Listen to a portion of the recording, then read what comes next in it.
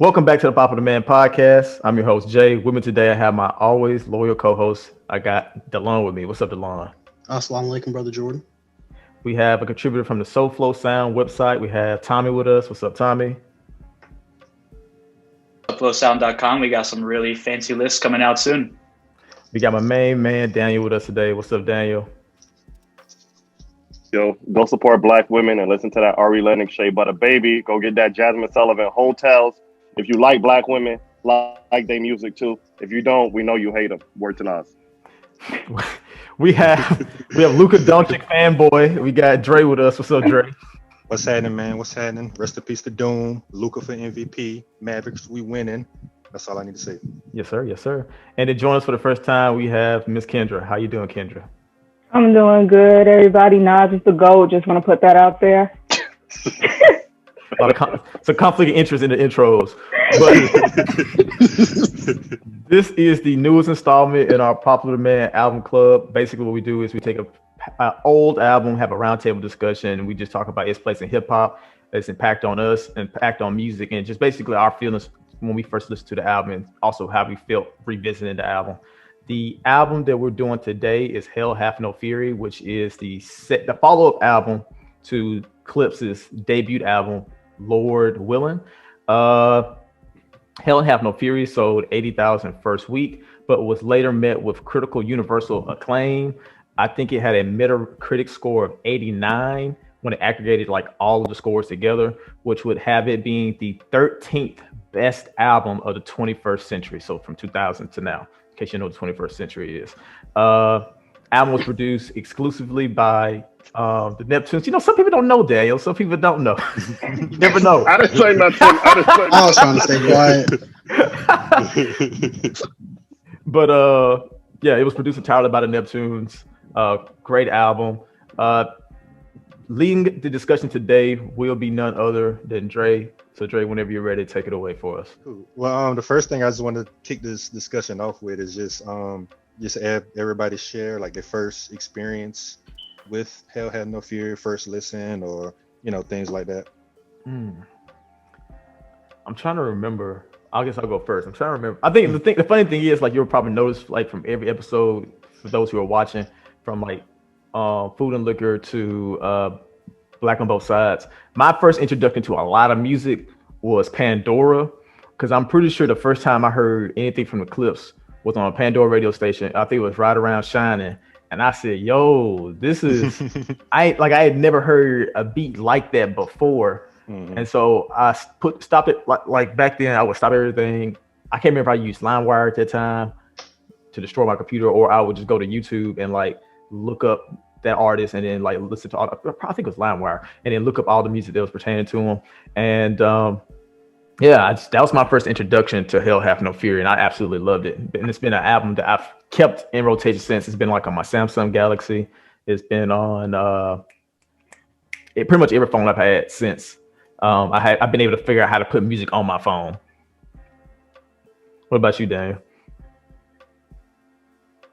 So don't take my hip hop card away. Okay. But so this was my first time listening to Hell Hath No Fury.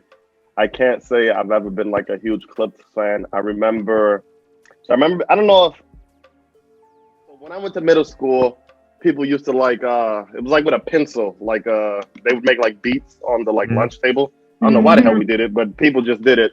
So I remember when, damn, what the hell is that name of that song? I'm assuming Grindin'. Grindin', thank you. Mm-hmm. So I remember that was my introduction to Clipse, was Grindin' at the lunch table. And I guess maybe that's just like a simple beat to mimic, but people would like do that. And it's hard. Yeah. So but that was my introduction to Clipse. I can't say I haven't really gotten into them. As you know, I listen to Pusha solo. So I would listen to just Pusha. So I know Pusha's discography as a solo artist. And I would hear people always talking about like Clipse. Be like, nah, he need Malice. Malice is the best. So, of course, I've now listened. I don't necessarily feel that same way. I do think Malice and Push definitely complement each other. But in my opinion, of just my listens to the past week or so, I believe Push to be the superior MC then and now. Because we heard Malice on the Ye joint with Push. Mm-hmm. So, this was my first listen to it. But I was telling Jordan, because I've been at work Now that I'm off social media, I can be more focused at work. So I'm not always like tweeting while I'm at work. So I'm forced to actually work. So, but as I was losing my mind, like, damn, do I really like collections? I'm listening to this. So I'm hearing like Right Around Shining. And I think it's like, Don't Ya? So I was like, Jordan, I was like, damn, maybe I should be on the block on the corner. Cause damn, maybe I do want to change. Maybe I do want to range. So it was moving my spirit in ways I can't even explain to you this week. Cause yeah, it was just like good music. So that's my introduction to Fields on the album. What's up, Delon? Talk to us. Who about you? So I've never heard this album in full. I've heard bits and pieces, songs. Well, I think I've heard all of the album, just not at the same time. It was about 20, I think around My Name Is My Name. Pusha T, when I really tried to get into Pusha T, I really tried to love him. Skip this one on the discography.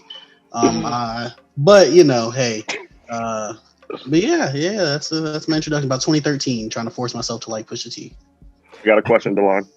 Yes. Was that a failed attempt? The way you said it, it seemed like it didn't go well. It did. So at that point, I hadn't matured to broadening my taste in subject matter. Towards that, I was very much the J. Cole, blah blah blah, that little pocket. I understand. I relate. Yeah, I like I hated the Migos until at least like 2016, 2017. Like absolutely hated them and everything. And I really didn't love like Atlanta music and like a lot of that stuff for a long time. So yeah, 2013. I hate to go back to myself, but I actually remember that was not me hearing Lord Willin. Me hearing He'll Have No Fear was not my first introduction to Clipse. That was my first introduction to that album. My first introduction to the Clipse was Popular Demand, hence the title of the podcast. Mm-hmm. I don't know how I completely forgot about that. But Tommy, what was your first introduction with the Clipse and also with like He'll Have No Fear? First introduction to Clipse, again, high school was when I really started getting into music seriously. I fell down the YouTube rabbit hole, and I think it was the Rap Critic did a review on the song Mr. Me Too. And he gave it a 5 out of 5, which I was like, wait a minute, he never gives 5 out of 5s. What the hell is this? So I listened to it and I thought it was sick. And I listened to the rest of the album and I was like, I don't like this at all. What is this? It took a really, really long time for me to adjust to the Neptunes production style because I had never heard anything like it. It wasn't that it was bad. It was just so different that I was like, I don't know how to feel about this. But over time, I started becoming more and more acclimated to it to the point where now I'm basically in love with this album and then just explored the rest of their discography. It is very wonky and unorthodox. Kendra, what about you? So I want to say like this album came out around like 2006, right? Yes. So, okay. So I was about 10 and like a lot of the music I was listening to, I was either listening to what my brother was listening to or what was like around the radio. So this kind of skipped me a little bit.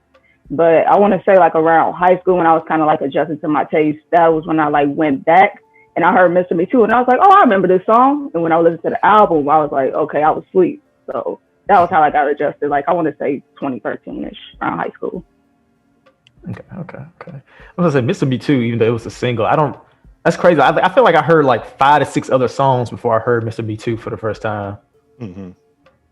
Yeah, for me, so 2006 was kind of around the time where I was really downloading music for myself and like really developing my taste because that was middle school for me. So my introduction to Clipse obviously was like Daniel was Grinding. Like that was the best lunch table beat ever made. And so that was my introduction, but I had never heard a full album from him. So around 2006 when this came out, Mr. Me Too was the first single and I was like, damn, this shit fire.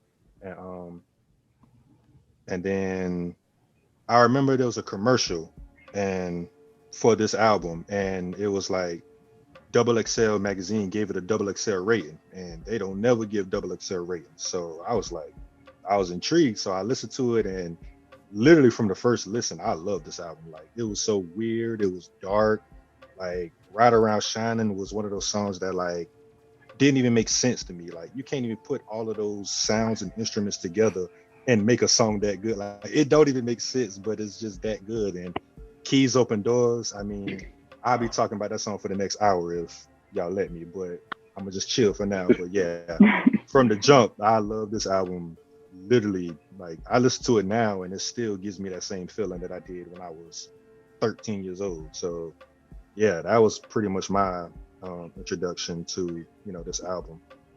First question I got in regards to this album is, out of the elite albums or elite rap albums of the 2000s, like the Blueprint, Stillmatic, some people may call it elite, some people may not. Don't do that. Don't do that. Don't do that. Childhood is on that album. Don't do that.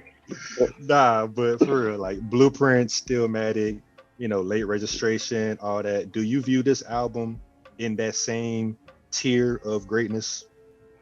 I ain't gonna let you go first, Daniel. You want to go first? I think I would. I think the thing is that I haven't sat with this album as much as I possibly wanted to in comparison to like the other albums like Blueprint and Stillmatic, because I remember growing up with them. Mm-hmm. So, but if someone came up to me and said like, this is one of the greatest albums ever, I'd be like, yeah, you're probably right. I agree with you, but it's just, I don't think I'm the best person to be like, yeah, this is like one of the greatest albums of the 2000s, because I haven't sat with it as much as I would want to. What about you, Tom? Late Registration and the Blueprint are like pinnacle peak mainstream picks for like 2000s hip hop, like magnum opuses. I would put this as a magnum opus of the 2000s category. A good example of something else I think would be Mad Villainy, because it's not necessarily as commercial. It's a little more dark and less accessible to everyone, but I still would put it on that same pillar of quality, just not necessarily accessibility. Mm-hmm. Makes sense. Let me see. What do I think? I'd have to say no. I don't think I'd put it in the same sphere of a Blueprint or like Graduation, or maybe Graduation. I don't know, but not like not like College Dropout or Late Registration. Those other grand albums of that, mostly because, like you said, the commercial appeal, and like even Pusha said that he didn't expect this album to be that, and it wasn't that. It was like, I think it debuted like number 14 in its respective week with 80,000. That's pretty crazy back then, like just to be 14 with that amount. But even then, like just like in terms of the quality, like I was talking to Daniel, he's gonna definitely tell you about it, about like in terms of like how the production aged and things of that nature. And there's like 3 to 4 beats on this album, which is crazy because like one of the biggest draws for this album was its production. It's like 3 to 4 beats on this album where I'm like, I can't sit through this song because of the beat. Like I don't care what Push saying, I don't care what Malice is saying. I just can't listen to the song. I'm trying to think of an example right now. I had to pull up the track list. But I think once they Don't Ya might be one, or maybe Trill. I can't remember which one of the two it is. Trill is probably one. I remember Trill, yeah. And so because of that, the fact that going back to it doesn't feel as fresh and new as maybe like a Food and Liquor who came out around the same time, or even like sometimes the rapping. Like I feel like Pusha T has definitely become a way better rapper than he was then, but even then he was still very good. Mm-hmm. But then like going back and like going through the lines and like going and like reading over like what Malice was saying, I think Malice did a good job on this album, but I feel like their collective rapping isn't in the same sphere, and their rapping performances in the same sphere as some of those performances like on Jay's album, Lupe's album, Kanye's album. Delon, you have a rebuttal? No, I mean, spoiler alert for the rest of the podcast. I just really didn't love this album as much as I wanted to love it. Which again, is, symptomatic with me and Pusha T. But yeah, if you wouldn't have listed specific albums, Dre, I might those specific albums you listed, I can't put on the same level with. But I do acknowledge that this is a great album. The production, I absolutely love the production, but I think we're talking about later, so I'll hold off on that. And the rapping is above average to me. Yeah, I just can't put it up there with those. All right, go ahead. Lay into it, Daniel. Go ahead. Jordan's setting it up like I have like I'm going to track the album. We see the hate in your eyes, Daniel. No, that's not what it is. I just think sometimes people get, and Dre, I'm not talking about you because I know you like the album, but I'm not talking about you. I'm just speaking in general. I promise. But I think people get caught up in this whole like, I don't know, there's just a certain sect of people who I think just like want to be underground and hipster and cool. So they'll like say something, not to call this an obscure album, but they'll say something that left field maybe is not really performing well commercially, doesn't have like major songs to be like, yeah, I'm hip hop. I listen to more hip hop than you. And I feel like this falls underneath that. So when I saw the thing that says, oh, this is like one of the best of the 2000s, 21st century, Jordan just said it was ranked number 13. So I've been scrolling through my title albums. So I went to like categorize it by date. And I was like, nah, this better. I would definitely enjoy listening to that. This better, this better.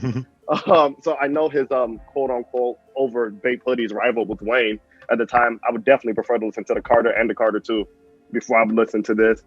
Blue and Exiles Below the Heaven. I'm gonna spin that before this. The Minstrel Show by Little Brother. I'm gonna spin that before that. B by Common. I'm gonna spin that before that. So it's just to me. No Nas albums before that. No Nas albums you will spin before that. You didn't even let me scroll to get to that one. Hey, he was scrolling that hard, like. I didn't even mention Hov yet. So it's just so many more. And I know it's not cool to listen to Nelly. Nelly's not hip hop. He's not a rapper or whatever. But you're not about to tell me Nellyville is better than Hell Has No Fury. You are not I'm about gonna to tell you, that. I'm gonna spin some of that Nelly before I spin Hell Has No Fury. That's what I'm gonna tell you. So, Hey, Dan, I'm gonna tell you what. I think it's funny that you said that, like, you know, some people have. I think it's I think it's funny you said that some people like have like albums just to be cool and be a hipster. That's exactly how DeLon feels every time I mention Below the Heavens. He can't stay when I mention that. Oh, you don't like Below the Heavens, DeLon? No, I like Below the Heavens, but Jordan in that album is just hilarious. I know this nigga's antennas perked up last year when they said Blue and Exile was dropping. It's Jordan's love for that album, because I think Jordan is how I heard about that album. It was like Jordan, Okari, and like a few other people were like, you love J. Cole. This is who like made J. Cole. Listen to this. And, you know, at that time I was like, nigga, fuck you. Cole made Cole. So, but eventually they wore me down enough that I sat down and listened, and I was like, oh shit. I get it. Like, I get the connection to Cole, and it's just like great music. So and once again, I'm gonna listen to that before Hell Had No Fury.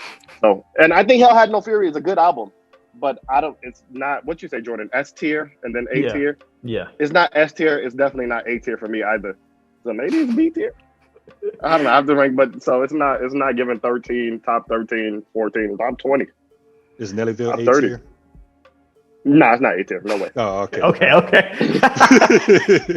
Go ahead. But I mean, I definitely understand everything that you said. I mean, it is a pretty lofty claim to say that this album is, you know, the blueprint, Late Registration, College Dropout, you know, albums that are staples in, you know, hip hop or whatever. But honestly, man, I would put it there. You know me, I'm the biggest Jay-Z fan you probably know, but Hell Had No Fury is... It's up there with Blueprint? It's in the same tier. I think so. No, I want you to say it. Blank is as good as Blank. Yes, that's what I'm Go saying. ahead, form the sentence for me. Yes. The Hell Had No Fury is just as good as the Blueprint. Yes. Okay. Strike you down. No, he's not. I love Jay-Z more than you do. It's definitely better than Nellyville. I'll tell you that. But, I tell you it's not. Nah, but but I also get what you said about the whole underground, you know, people hype up underground albums. I feel like the Clipse wasn't an underground act. Like, yeah, this album wasn't that commercially successful, but I mean, they were still a pretty, maybe not big name, but they weren't like Mad Villain. This album ain't like Mad Villainy, where it's like a whole sector of underground people only know of its existence. Like, people know about the Clipse, and Pusha T is still to this day highly relevant. So it's like, I think as opposed to mainstream or underground, I think it was just more regional. Yeah. Mm-hmm. That makes sense. But I mean, like, because like you said, going back to like people hit like doom doom doom doom, like people knew Clipse, like they knew that song, and like that was like in every like cafeteria in America with kids beating on the on the table. So that tells you that it wasn't underground. But like I said, this album, like Thomas said, was just very unorthodox in its sound. So it was harder for it to get like the type of radio play. Like nobody was like recreating. Well, you couldn't really recreate Ride Around Shining. Like that was like you just couldn't like do that like you could grind it. But as you said, Jordan, Push said that was intentional of them. That they wanted to give fans like this weird, just unorthodox. I think he describes it as like alien sounds or whatever. So yeah, and apparently these were funny enough. We're just talking about Jay-Z. Apparently these were all Jay-Z beats. But understandably, Hov didn't want them. Oh my goodness! Wasn't he retired at this time? I thought he just came back. I think this is around Magna Carta. I mean, not Magna Carta. Kingdom Come. Kingdom Come. Yeah, he just came back. Yeah. Shit, this is way better than Kingdom Come. So he should have picked these beats. You sound like Jordan. I said the same thing. All right. So next question. What do you think? Obviously, we talk about the Neptunes and how weird the beats are. What do you consider as the best beat on this album? Anybody want to go first? I might say I don't Keys know. Open Doors. Keys Open Doors.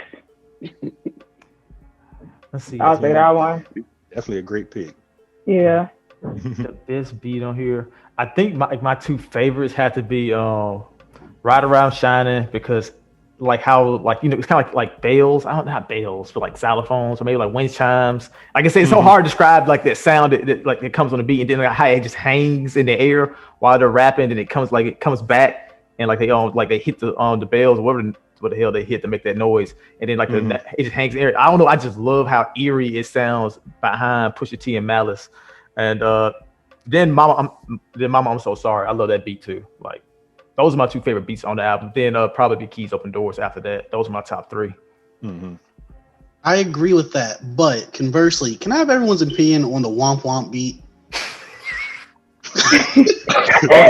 Okay. Oh my goodness.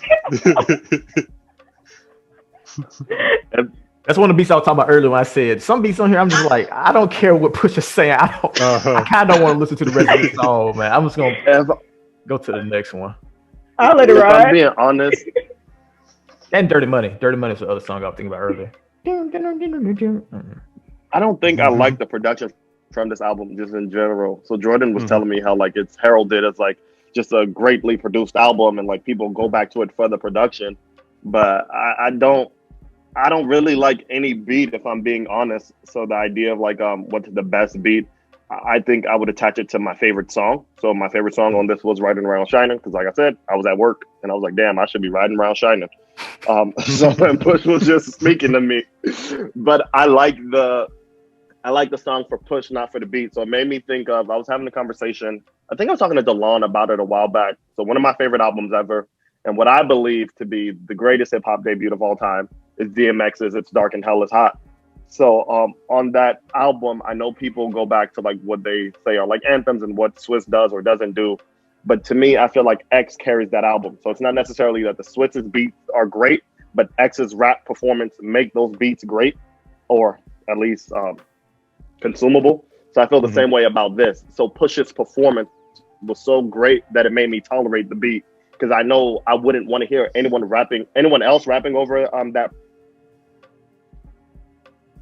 or one that was talking about. So I don't like any of the beats, but I think Push and Malice did what they did so well, because I just realized I keep just saying Push like they are in a group. But I think Push and Malice did what they did so well and made it consumable or okay or great or whatever. So Right Around Shining is it for me, but I know it's not for the beat. It's for the rapping. The rapping makes the beat to me versus the beat makes the rap. I feel like you got an interesting answer, Tommy. What you got? I will be completely honest. I have an unpopular opinion, and I will say I freaking love the Womp Womp beat. Full that this is like a personal, I guess, opinion of it, but I drove 5.5 hours to get to move back into school today, and I listened to this album probably 3 times all the way through. And the whole time, the one beat that kept catching my attention was that one, because there's so much like so many, I don't even know if it's samples or just instrumentals and melodies that I have no idea how it works, but somehow it does. And it sounds, again, like he's Pusha described about the making of this album, completely alien, but somehow familiar. It sounds like there's the steel drum in it. It's cool, but the mix of all the other elements, I think there's like strings and then there's like synthetic percussion on it. There's just so many sounds and instruments just clashing at once that on paper it's like, what? Why are you doing this? This is gonna sound terrible. And for most people, I think it does, but for me, I love it. I don't know why. I don't know why. And Tommy, I think that's my exact issue with the song, or well, with the beat, well, and the song in general too, because I feel like the production allowed them. The production's at its best on this album when it's really spacey and gives Push and Malice room to do what they do. And I feel like Womp Womp has too much going on. They felt kind of they sound kind of constricted on it. And that's why Riding Around Shining sounds so great to me, because they literally just have like empty canvas and they have all that space and room to do what they do. Whereas Womp Womp has that ugly. I don't know. I think Slim Thug might be my problem with that song. I don't know. Yeah, I like the hook. That's where it goes downhill for me. I don't know. But yeah, the songs they just have a little bit more space. That's where I feel like they perform best. Oh, one more note, and like going back to what Daniel said about how he feels like Push made Ride Around Shining. I say that I think that the beats on this album did a good job of complementing Clipse, because like Clipse, they are very straight. They're straight shooters. Like their style of like delivery and flow isn't like all over the place, like an Outkast, where they change it up and they go like 90 miles an hour and then they bring it back down. Then they switch it up, and sometimes they're like melodic. Sometimes they try to harmonize when they're rapping. They don't really do that. They're just straight shooters. They give you exactly what they're what you expect every single time. And I think that the dynamically weird, unorthodox beats on this album give a nice contrast, because a lot of times the beats make me move my head, but even sometimes before like Push comes in and start rapping. So that's my take on like the production of this album. I really enjoyed it for the most part, with just some of the songs, just hearing it now are just very, very jarring, more so than it probably would have been when I heard them like back in like 2006. Yeah, like you called them mundane to me, but yeah, I definitely agree with that, because it's like, even for like the Neptunes obviously had their own style in the 2000s. They were producing everything from Jay-Z to like Gwen Stefani and all that. Like even for the Neptunes, this don't sound nothing like anything they've ever done.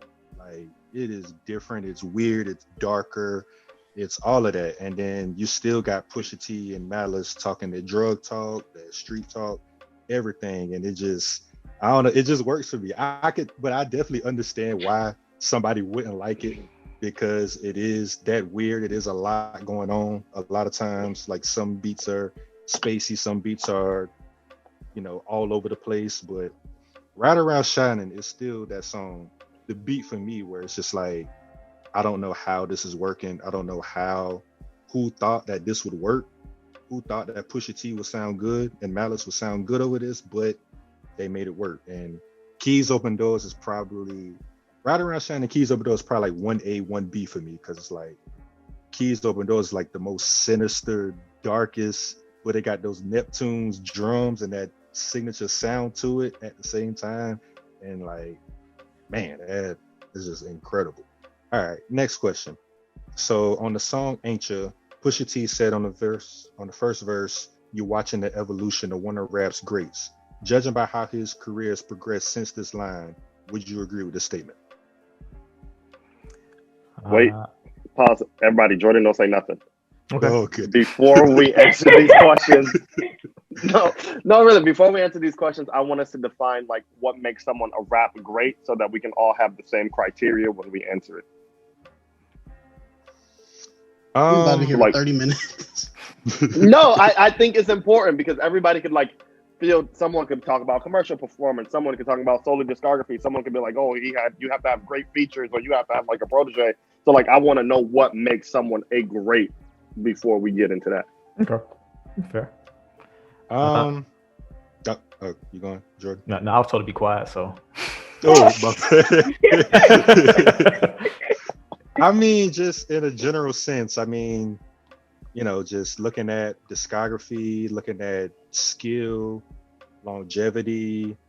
Um, if you want to go commercial success, I don't really care that much about commercial success. I mean, that's kind of like an extra thing, but I mostly care about the music, your discography, the albums, your features, your rap skill, you at your peak, you at your worst, like your highs, your lows, things like that. So that's pretty much how I would, or at least that's how I approach when I talk about a rap great. Like, what have you done? Like sales, I mean, like I said, Nellyville was a super I successful. don't see how we keep knocking Nellyville at Nelly. I don't know Look, what. I don't want to sound like I'm shitting on Nelly. I love Nelly. I respect it. We respect Nelly in this household.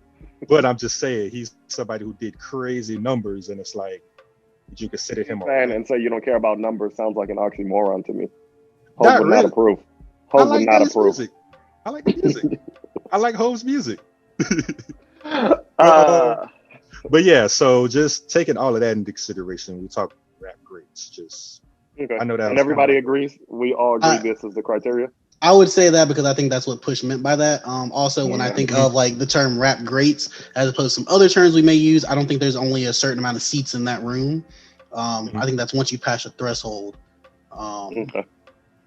Yeah, because he didn't say GOAT or anything like that. He just said rap greats. There's a lot of great rappers. There's a lot of those. Yeah. And I think Pusha T fits that bill. Like I said earlier, this was a very great rap performance from him on Have No Fury. And you look and you progress now to like, what is it, 2021? I think it was like 2019 where I argued that he had like the best feature run when he was competing against J. Cole for that spot in 2019. He had like 5 or 6 features, like he was absolutely killing. Or like for instance, like his verse on Bandana with Olive. Yep. Like that feature was insane. Like the fact that he is like 14, 17, 13, I can't do math right now, years removed from Hell Hath No Fury, putting out performances like that, like beating out a guy who a lot of people think is now an up and coming great rapper in his own right, and Freddie Gibbs. And I think that makes him a rap great because his longevity, his skill never really diminished. Like I don't know what you would consider the low for Pusha T in terms of his skill. Like, and even if you say like, okay, this year was his low, I don't think it's like that far from his baseline, which is really great when it's his baseline. What do you think, Kendra? Kind of like on the same wavelength you are. Like I really don't know like when Pusha T really had like a low moment. It's not many rappers who I could say who, as they progress in their career, they get better. Black Thought's one of those rare people who has continued to get better. So I kind of put Pusha T in that same kind of category because it's not really too many verses who I hear from. I'm like, I could have dealt without this, you know. So I kind of agree. Like it's just like it seemed like as he got older, he just continued to just sharpen his sword a little bit. So I kind of agree with that. Daniel, Tommy, whichever one. No, I agree. I think Pusha is a great. I'm intrigued to. I'm more so intrigued, and I guess it's different when you're versus when you experience an artist like while it's happening versus when you go back. So for a lot of Push was me going back because I didn't really get into Push until I got older. But as a listener, I prefer to like grow with an artist at the same pace. But I do like when I'm able to go back because that means I can like easily figure out what's your worst, what's your best, and like where I think that bar is, and then see what it is. And it allows me to not be like blinded by the moment because I have a certain favorite rapper of mine. I won't say his name, but I think I get blinded in the moment sometimes. I'm like, no, this is great. What are you talking about? And then like 3 months later, I'd be like, nah, that shit was ass. I was in the moment. So, say his name. Damn, you really ain't listened to KOD in a couple years, have you? I'm good. Shut up, Delon. I'm glad everybody knows what I'm talking about. But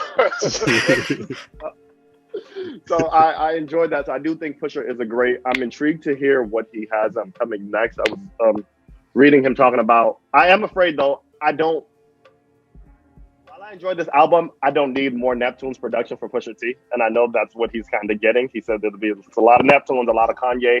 I don't want that again. So I like the Pusha I like now. So I don't want to go back. But I agree he was great then, and I believe he's great now. So yes, I believe the quote came into fruition. Anything to add on to that, Tommy?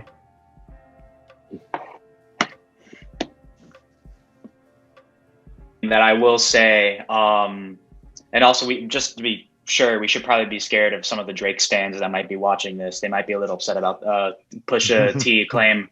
But I think something interesting that's been coming up in the past few years that's kind of a sign of his influence is kind of the resurgence, specifically from Griselda, about that specific kind of rap, the subject matter that he's doing, what people label as, drug rap or coke rap on hip hop Twitter, whatever you want to call it.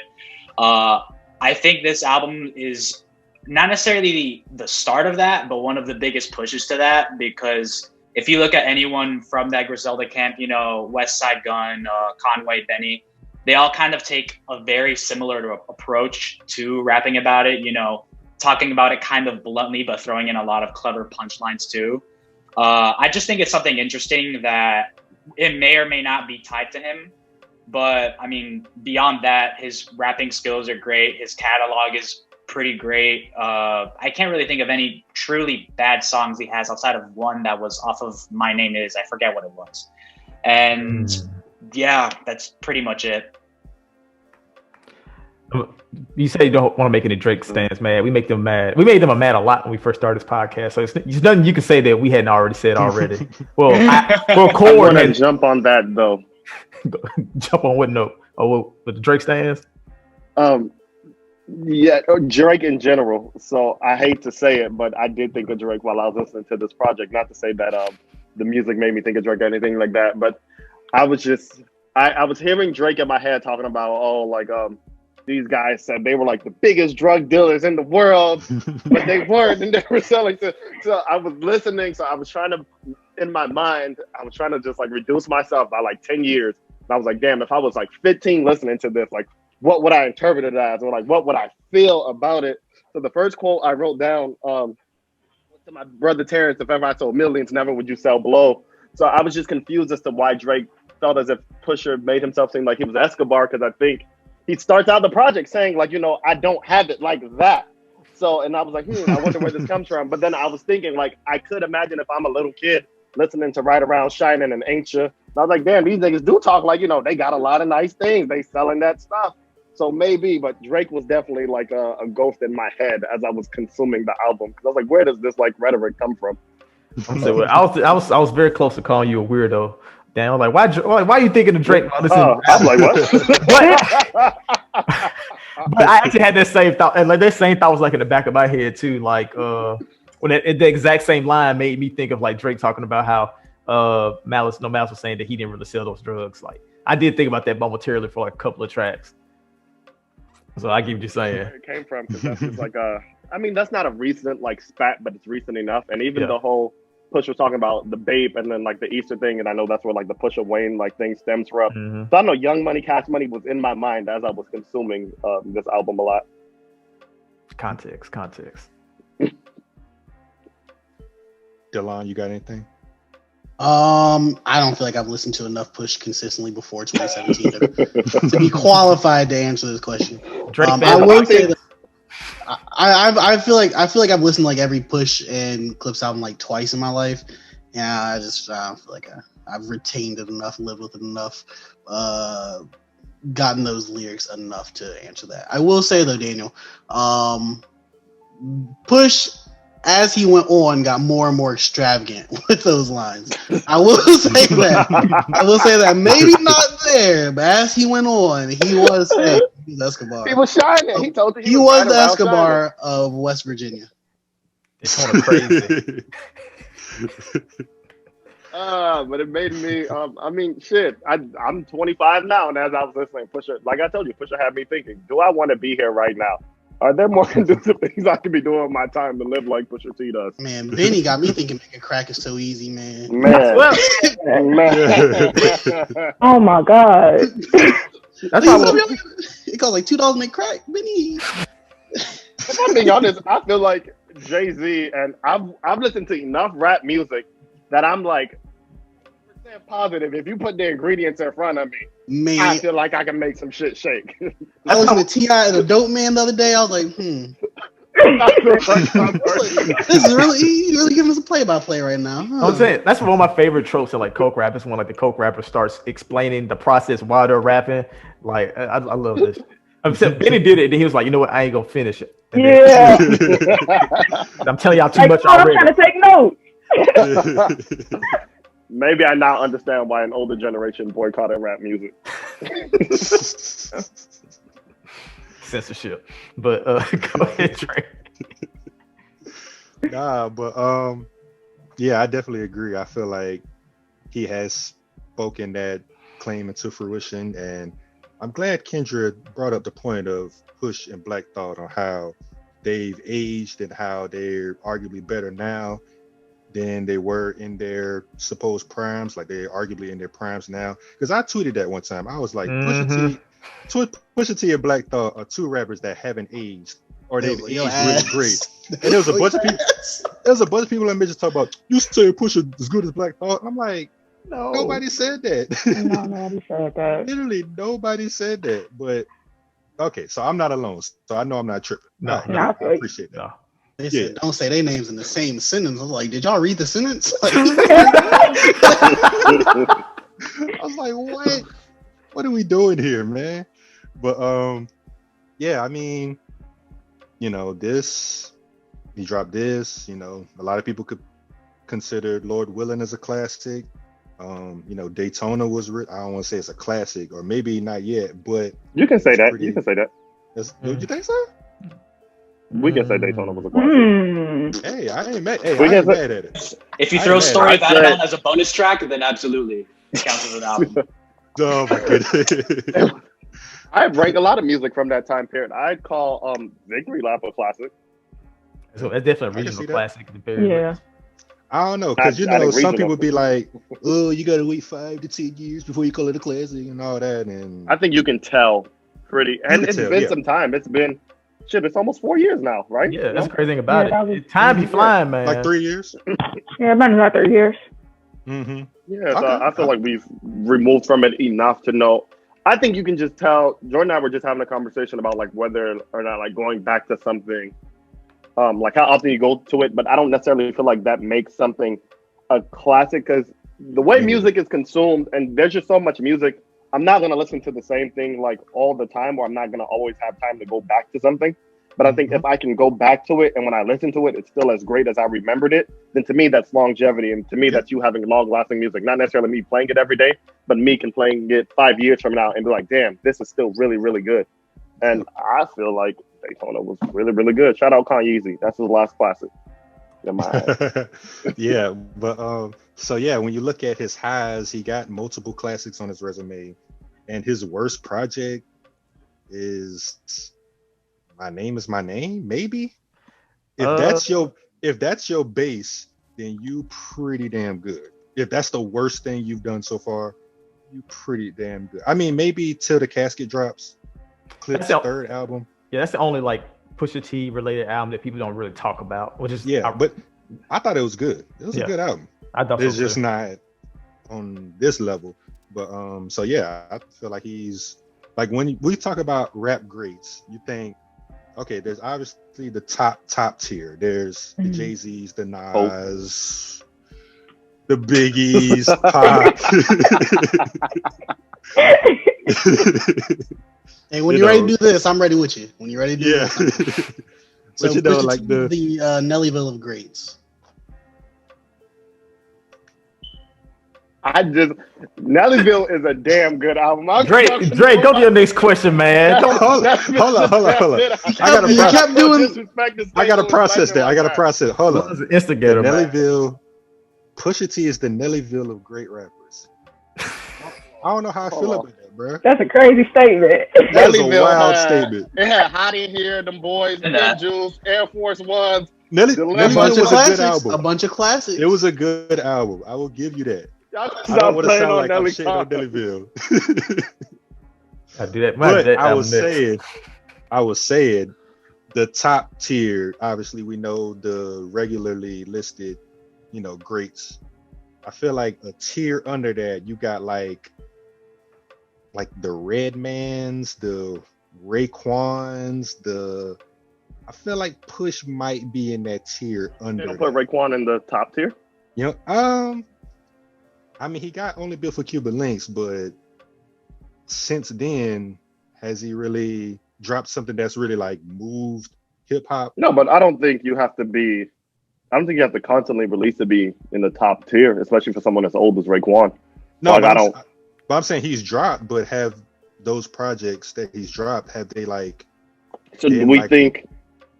Okay, for me specifically, It's a better when you're contender that for that. far removed from your prime, I don't really care what you're doing. So if you can do something good and impress me again, that's cool. But like, okay, perfect example. I heard people talking about the past Nas album. I promise I'm about to say some great things about Nas. I promise you. Why? To me, there's nothing Nas can do that will ever change at this point in his career that will ever change my mind about him. So I know people made fun of that last album that was like the da da da da da da da da whatever the hell that was. But I don't know what you're talking about. but to me, I personally didn't care. So like I may have laughed in the moment, but Nas is Nas. Like I don't care. This is the nigga who made It Was Written. So like nothing he can do at this point is gonna like matter or affect me or affect his legacy or his great status. So he could, help it. He can give it extra points and be like, oh, Nas did this X years removed. But Nas dropped a bad album. I don't care because Nas dropped a damn near perfect album. So That's true. But Nas got like 4 classics, arguably. Hey, Illmatic. It was written. Lost Tapes. I say if I say he has like 3 solidified classic albums. Yeah. If you want to push it, then I'm gonna give you 2. I'm gonna give you 2 without a doubt. 2 without a doubt. 2 undeniable. 2 impossible. 2 impossible. 2 impossible. 2 impossible. We gonna say Lost Tapes. Lost Tapes is in there. Lost Tapes. I love Lost Tapes. And Life is Good was one of my favorite albums of that year. Life is good. I don't think it's talked about enough. Life is good. But you compare that to Raekwon, and Yeah, you got Only Built for Cuban Links, which is probably the top 5, objectively speaking, like a top 5 to 10 album of all time. And if you want to count that he was on 36 Chambers, so he got 2 classics on his resume. So okay, all right. Well, do you need more? Because I feel like most people don't even have 1 classic. That is true. That is a very good point. Okay, so Raekwon's at the top. Raekwon's at the top tier. All right. I feel like Push is like in that tier to me. That's all that matters. That's all that matters. Gotcha. All right, so I guess we've kind of... I'm about to say time out real quick. Yeah, we've been here an hour and 6 minutes. So just to ensure that we're not here another hour, we might want to skip your next question that you had planned. Okay. Yeah, I feel like we kind of already talked about that, like his best rapping performance. Yeah. So I feel like the common consistency is that he's gotten better since this album. Yeah. Okay, so I don't know. I feel like my next question is kind of vague, but as far as rap duos, obviously you got the Mobb Deeps, the Outkast, Gangstar. Where does the Clipse rank all time in rap duos? How many rap duos are better than the Clipse? I can't put them over Outkast. No, that's for a fact. Not at all. Not at all. But do we consider? But then comparing them to Gangstar and Mobb Deep, though, that's something I never actually. Do we consider Black Star Group? I do. I consider them a duo. They're definitely a duo. I think I favor Black Star over Clipse. Yeah, I do. I do. I would probably listen to UGK before I listen to the Clipse. And I don't Pimp C. And I think the reason for this is, and like I said, No Malice is a good rapper, but I feel like in the duos we just mentioned, like UGK and Black Star, I feel like both members are not substantially better than Malice. I feel like they both bring something very dynamic to the group, to the duo, that No Malice doesn't kind of bring to the Clipse. Because like I was sitting there just like growing up listening to this album so often, like sometimes I get lost like without looking at the lyrics, like who was rapping, because his delivery is kind of similar, and even sometimes his voice is kind of similar to Push. So sometimes he just start rapping, and I'm thinking to myself, is this still Push? I'm like, no, it's not. And I had to look at the lyrics, and I was like, okay, it's not. And even then, like when I started like really looking at the lyrics, I realized that most of my favorite moments, like across like Hell Have No Fury, is really Pusha T's verses and his lines. So I don't feel like Malice brings enough to like help propel the Clipse over like Black Star or even UGK for that reason. So I probably have him below those three, definitely Outkast, UGK, Black Star, Mobb Deep. Mobb Deep. I'm getting there. I'm thinking Mobb Deep too. Yeah. So anybody else? Anybody disagree with those? Want to add another name above them? I don't listen to enough clips to have like a real opinion on this. So I can just talk shit and throw other names, but I don't have a real opinion. It feels so weird that we've just been like, not we have been, but it feels so weird that we've been ranking them like so like middle of the pack on so many things when they just gave like two objectively very good albums. I don't want to say it feels disrespectful. It just feels funny. It feels funny. No, but I think that's hip hop. That's what I was saying though. Not everyone has a classic, and some people have multiple classics. So it's like you can be good, but it's not about being good. It's about being great. So like, and there's nothing wrong with being good because we'll say they're better than like a ton of people. But then I think the idea is like that certain elite sector or like that like members only club where it's just like you have to be like really, really, you got to drop Illmatic. Then it was written afterwards. Yeah. So and everybody don't. You see, I threw that for you, but everybody don't got that. So, and I think that's okay. Everybody doesn't need to have that. You don't need to have that to be memorable or like lasting. But if we're gonna be in that like elite, just small pocket club, you gotta kind of have that. Yeah, it's like an impact thing, you know. Like a lot of people, when they have albums, like a lot of times they're gonna be like really, really good, but they just don't have that impact. Not saying that's a bad thing, but it's just like every single album you drop is not gonna be a Illmatic or a Blueprint or only built for Cuban links. You know what I mean? Yeah. So I think that could possibly be a reason why, even though as good as the Clipse is, it's just, I don't know, it's always gonna be that one thing of like just impact. Yeah. What about you, Tommy? Can you think of any duos maybe that we haven't mentioned? Duo that hasn't been mentioned was Run the Jewels. I think, and that's me strictly speaking. I know that they're a bit polarizing. I love their music just because it kind of just reminds me of punk music, which I'm a big fan of. But I could totally understand that. They're in my top 5 for perspective. I don't know if I would have Clipse over them. I think I would, because sometimes Run the Jewels, I'm just like, nah, man, I can't take it anymore. Turn this shit off. But I would definitely still have, obviously, Outkast, number 1. Mobb Deep, UGK, they're all up there.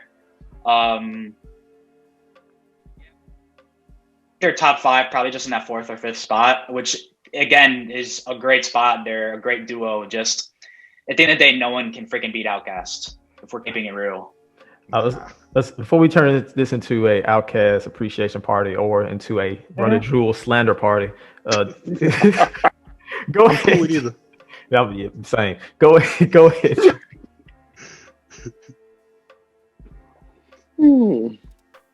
Oh, do we count the Throne as a duo? I mean, you can. Yeah, I mean, they did release a collab album. Is it better than Hell Had No Fury? Absolutely not. I love Watch the Throne, but Kendra, you said you don't like Watch the Throne? I mean, it's cool.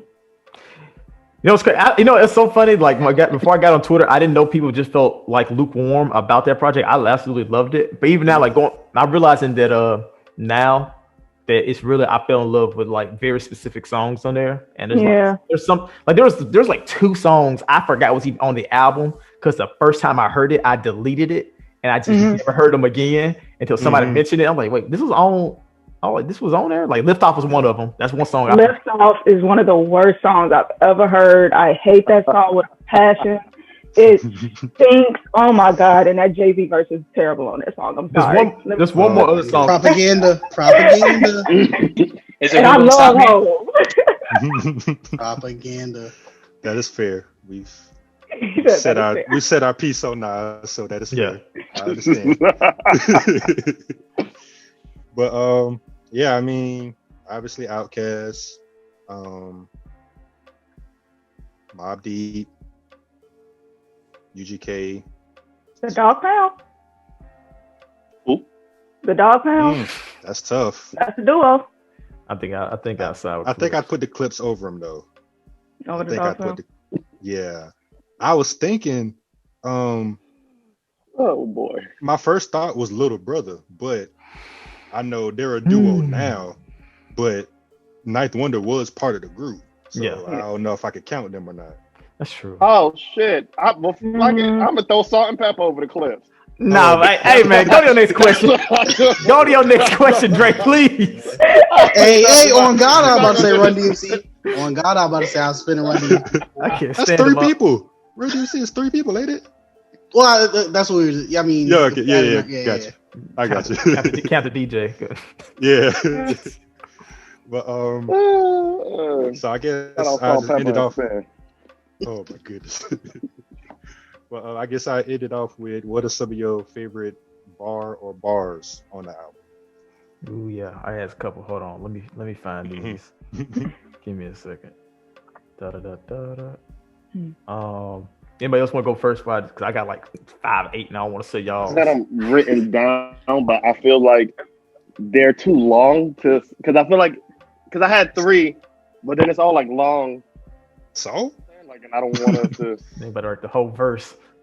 Yeah, so I had we got it for cheap when he says, and sorry Malice. All my favorite lyrics were Pusha T. Game. I'm sure he knows that. All we got it for cheap. Upon my arrival, the dope dealers cheer him, just like revival. The verse tends to steer him through a life in the fast lane. I German engineer him. No serum can cure all the pain I've endured. From crack to rap to back to selling it pure. For every record I potentially sell in the store, it's like mega to the dealer that's selling it raw. I was like, it just touched me.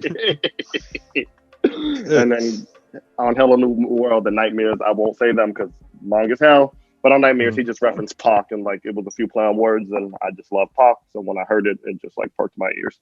I'm gonna go with I philosophize about Glocks and keys. Niggas call me young black Socrates. The black Martha Stewart. Let me show you how to do it. They think I'm cuter in jail, but I'm the only time I'm boxing is when the roof's on an SL. Let's see. The realest shit I ever wrote, not Pac inspired. It's cracking pot inspired. My real niggas quote. Those are my favorite lines from this album. That man was spitting. Anybody else? I got one. It's just like a straight to the point kind of bar, but it's just on Keys Over Doors where he was just saying, so much white you might think your holy Christ is near. It was like how he said it. Oh my, it's like the perfect like ooh kind of moment. Yes. So that one is like definitely one of my favorites. That might be the best verse on the album. That opening verse to Keys Open Doors. Man. I thought that's how he was gonna be rapping on that like Kanye Jesus Christ whatever album. And I was like, damn, I need that Push. Like I need it. So then when I heard it, I understood why he didn't go that route. But I'm like, damn, Push. Like I was expecting something very specific. You know, and I Kanye, expected that type of energy. You know, Kanye said rap's the devil music. He wasn't about to have all that on his album. Tom, you had any lines? Actually, originally had my favorite line. So I am actually looking through Chinese New Year's now, and I actually found one that I think is pretty good. It's the first verse with Pusha T. Mask on face, Glock in hand. I was in and out of homes like the Orchid Man. Never listened to my parents like an orphan man. Strong finger on the trigger like it's in dwarf's hands. Confiscate goodies like Repo Man Sam. Make them kick the can. Fall victim to the click clack clan. My vixen eat your face like she Miss Pac-Man. Being in and out of the house like the Orchid Man is hard. That's come on, man. Come on, man. Like, come on. Are you not entertained, Delon? I was trying not to laugh at the Pac-Man bar. That shit was funny. I didn't have a favorite line. I don't want to be a negative Nancy, but Nothing? it's like there were so many lines that didn't take me. But in my negative Nancy explanation, just hearing Push rap about the same thing for 20 years, and I feel like he's doing it better now. Like I was like, he's just in another gear for me now. So I feel like if I would have heard that first before hearing all this other like Push stuff, a lot of it would have stuck with me more. But I'm just hearing the Paul Mall or a verse in my head, so it's like, I got you. But say it is amazing though the fact that he is so creative that he's thinking about different ways to describe the exact same topic every single time, and the fact that he's thought of better ways to describe it down the road while the beginning when he started it was actually really good. It's incredible. I agree. Delon, to your point, I've been hearing Killing Season in my head since we've been talking, so I keep hearing throw more powder in the air than LeBron. And Similar to White to Avon. How you butcher Oladipo's name? They try to say Giannis. Gotta make the verse work. But for me, I mean, Keys Open Doors. Like you could take pretty much any 2 to 4 bars off of that song, and it's just like a quotable. Like one of my favorite lines, 2 of my favorite lines on there was when Push said, "Bitch, never cook my coke wide. Never trust a hoe with your child. As you make believe rappers, I smile." I was just like, oh my goodness. And then how Malice starts his verse off, like throw it on the scale, feed your goddamn self. Get it how you live. We don't ask for help. Like their delivery, the beat, like that's a 10 out of 10 rap song. Like that's one of the best songs I've ever heard in my life. And the energy, man, the production, like it just all comes together so well. It's beautiful. Mm-hmm. I was gonna say, I got a fantasy update that pissed me off. But I was going to say, fantasy. Sorry, Jaylen Brown isn't playing today. My team has already been wrong. I just got that too. Oh, I just got that notification too. Jason Tatum out too. Yeah, I mean, half the South. Tatum's not on my team. I don't care, but AD has been whatever. I was gonna say, how much does whatever Push and Malice say on this, I believe it. Honestly, they do it in such a way that I just think is true. But how much doesn't matter that whether it's true or not. So I think of like a group like Mobb Deep, or even when we think about the name is whatever. When we think of people like Ice Cube, Mobb Deep, and people who we know were just rapping, but like it wasn't necessarily their lives that they were rapping about. But to me, I feel like fans haven't really made them feel like, oh, because you weren't on the block, it doesn't matter. So do we think that matters in like when we're consuming the music and where we place them? For me, as long as sometimes we that's not we forget, but rap a lot of times is a performance. Like a lot of rappers say a lot of things that's just not entirely true. Like sometimes, like Kendrick Lamar, one of my favorite rappers. Every once in a while, he get in his bag where he talk about killing people, and I'm like, come on now, Kendrick. No, man. I mean, I know, honestly, he did it before. Hey, you wasn't there with him, but like he be talking about doing it now, and I just kind of like my eyebrow go up. I'm like, I'm not sure about that now, Kendrick. I don't know, man. Especially after I learned he's like 5'5". Like I don't know, man. But anyway, like as long as you're good at selling the story and making it very convincing and believable, then I'm able to ride with it, and that's why. And I think that's one of the things with Drake saying that thing about what he said about Pusha after hearing years of them convincingly saying the things they do.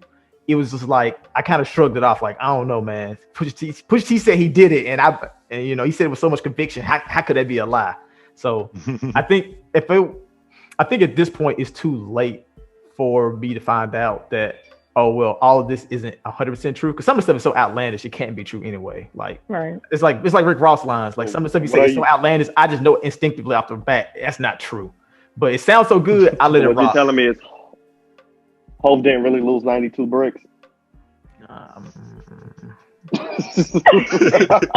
good. Hey. So are you telling me that there were not 3 niggas in one room the first time Kendrick was tossed? Might have been 5. I don't know. This nigga go. Might have been 5. Hey, that is some of the best storytelling I think I've ever in rap music. I would say Nas. I think number one. So I think Rewind, the fact that he can tell a story backwards, I can't think of the name of the song on the lawsuit, but he talking about the lady. She was gonna pay him to kill the husband, but then he killed the husband, but then he kills her. Something like that. I don't remember the song. I ain't heard. Undying Love. I think you're thinking of. Yes, phenomenal. So Nas is like who I put like on that tier, but god damn it, not be doing some things and sing about me every time I like listen to it. Like it rocked me when he was like, and if I die before your album, pop, pop, pop. Like I'm saying, he could have made all this shit up. It's still, hey man, that shit. That's all I'm gonna say. So yeah, to your point. Well, I think it was Dan that asked the question. Like, yeah, I think the conviction in which they tell their stories, how well they tell the stories, I don't really care. Yeah, the music is that good. Because at the end of the day, you really don't know these people. No. So, like, I wasn't in the kitchen with Pusha T, but he made me feel like I was in the kitchen. So, you know, it's all good. But and kind of like on the flip side, like how Drake on what's his most recent single, the one that everybody was dancing on, and he was talking about to slide. He was talking about having like a black glove when he goes around shooting and killing the ops. Like that's like the opposite side of the spectrum where I don't see him as that. So didn't say those words. He didn't say those words. He insinuated it. He insinuated that somebody in the group that he was with, he could have just been there. He could have been driving. Who knows? And black leather gloves on, being the chauffeur. Nah, man. It's stuff like that. It makes it hard. It makes me, because of the image of him I already have of Drake, when he says things like that, like, you know, have mob ties, get rid of these niggas, get sick of these niggas, it makes it harder to like take it for what it is, because I have this already image in my head of him. I think it's like the opposite side of that spectrum. I think Drake got people around him that'll do stuff like that. Oh yeah, so that's the thing about it. Definitely. Yeah. That's the thing about it. Like, it's very believable that he has the people capable of those things, but because of his persona, it's sometimes when he says it, it's like it's not jarring, but it's like I don't know. It just rubbed me the wrong kind of way at first. Yeah, I understand. Even though it's probably true. I think you can lose my belief in your So I used to be in high school. I used to be like the biggest Meek Mill fan, like the biggest Meek Mill fan. I was listening to the Flamers. I was listening to the DCs. Like I was like heavy on Meek. But I think as I got older and he just revealed more of his personality to us, it made me, I was like, nigga, you ain't do this for real. Like this is not, I don't believe it anymore. And it makes the music not as enjoyable for me. So even when I heard like when he and Drake went back and forth, and then we found out like they were in the same hotel at the same time and Drake was playing back to back. And I was like, damn, Meek, you just told me when you seen that nigga, you was finna get him. So like to know what happens. And then it's slowly, I think Meek is still a rapper. And I think he can still be convincing in his music. But because of what I now know about his personal life, when he say it, I'm like, nigga, shut up. You're not going to do that. And then so it just makes me not be able to enjoy it as much as I would have maybe in high school or something like that. No, I feel the exact same way about Meek Mill. Like I was slow to the party. Over time, I grew to like his music a lot. And then like all the corny stuff he started doing, it's just hard to like blot that kind of stuff. It's hard to blot out what I know about his personality when he's talking about being something like real and stuff like that. I'm like, no. Yeah, no, just straight up no. But French fries still haunts my nightmares. Wait, what's haunts your nightmares? Picture of him sitting by the poolside with the French fries. Oh my god, that was disgusting. I saw that and I'm like, no, please don't do this, bro. You know, I know this is completely unrelated to what we're talking about, but like I'm just confused. Like, did he have a plate of fries and he just poured them in his lap and then threw I don't know. I need to know. Did somebody waste fries on him as they were walking by and he just said, "Ooh, fries," and started eating them? Like, I don't understand why did he take a picture of it? That's the biggest question. He thought it looked cool. The same reason he put all the shit he does online. He thinks it looks cool and he thinks people are gonna be like, yeah, Meek, you such a real nigga. You from the trenches. You don't need the container for the fries. You eat it straight off your lap. That was a nasty picture. That was nasty. That was grade 8 nasty. Nigga. That's probably not his worst picture though. That's probably no, it's not. You got a few of them. Gulag. Is that how you pronounce it? Gulag. When Meek is, I'm gonna just start saying negative things, and I should be uplifting my black brothers and not turn them down. So they need to uplift themselves. Meek Mandela. So yeah, Hell Hath No Fury, great album. Moral of the story, we say all that to say.